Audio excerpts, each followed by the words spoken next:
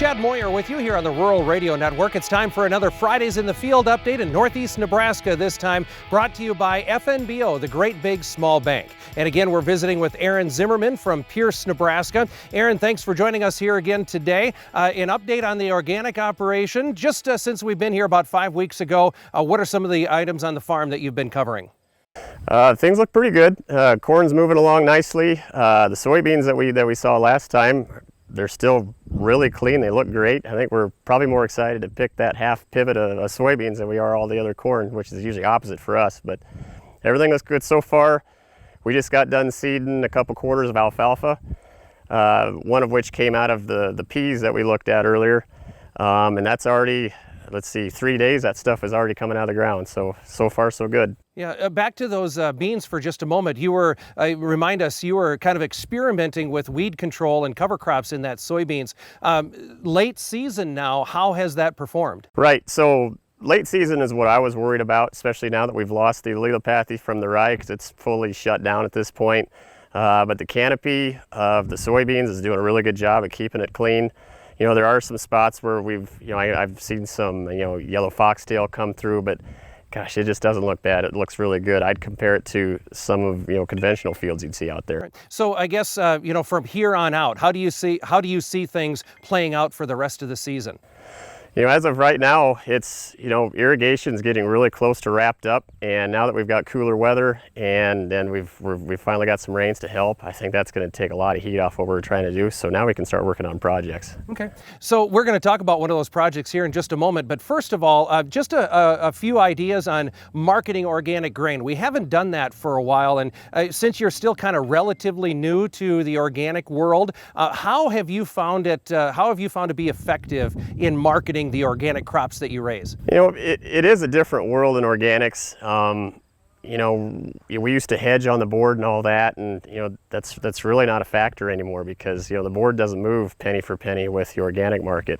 The organic market has been slowly and steadily increasing as this hot summer's worn on. So I think there's going to be some better opportunities if we just kind of wait a little bit.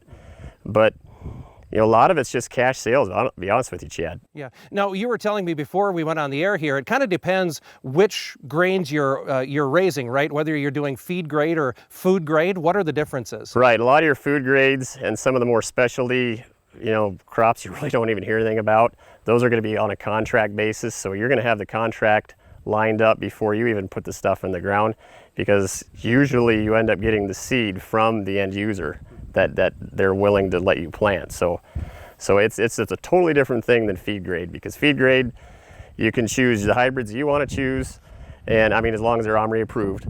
But then there's places you can go with it that are halfway local, but you can also ship quite a ways too and still be profitable. Very good. Well, let's finish up this round by talking about, I don't want to call it a side business because it is you're very, very much involved with it. It takes up a fair amount of your time. That is a separate business called Zim Ag, and we're standing in front of the machinery that it takes, this is for your second business, a tiling business. How did you get into the tiling business, Aaron? Drainage on our own farm. You start out with a 3-point hitch plow on a front wheel assist tractor, and just one thing leads to the next, where you get a bigger tractor, a bigger plow, then you realize you need a bigger tractor, then you need a bigger plow, and it ended up developing into a full-time business.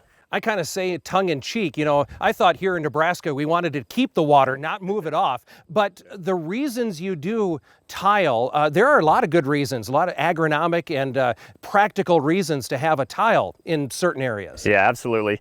It's really more than drainage. It's more about water management, because it seems like, especially anymore, all the rain comes way too much at the same time. And it all comes when you don't need it. Usually early in the season when you're trying to get your roots to grow deep.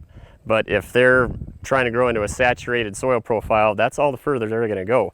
And then when the heat of the summer kicks in and the water table drops, you've got shallow roots left hanging high and dry, and you're going to see stress and the subsequent yield loss. Okay, yeah, sure. So we're standing in front of a couple of pieces of machinery. This is a trencher that's directly behind us, and then if you look to the back, that's a tiling plow. How do you use these two pieces of machinery? So Our plow goes, it's a frame mounted plow. We put it on the back of a quad track, and then we've got a dual onboard stringer that we build ourselves, we put on the front of it.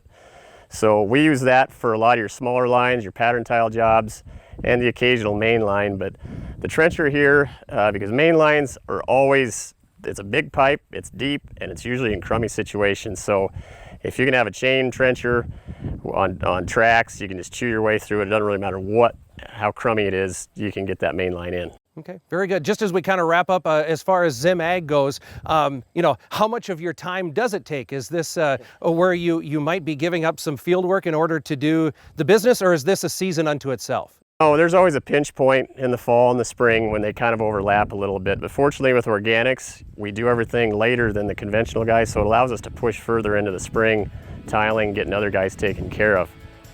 All right, very good. Good to talk to you, Aaron. Thanks so much for the update. Appreciate it. Bet, Chad. Thanks. Again, we've been visiting with Aaron Zimmerman from Pierce, Nebraska. Following along Fridays in the Field here on the Rural Radio Network. It's brought to you by FNBO, the Great Big Small Bank.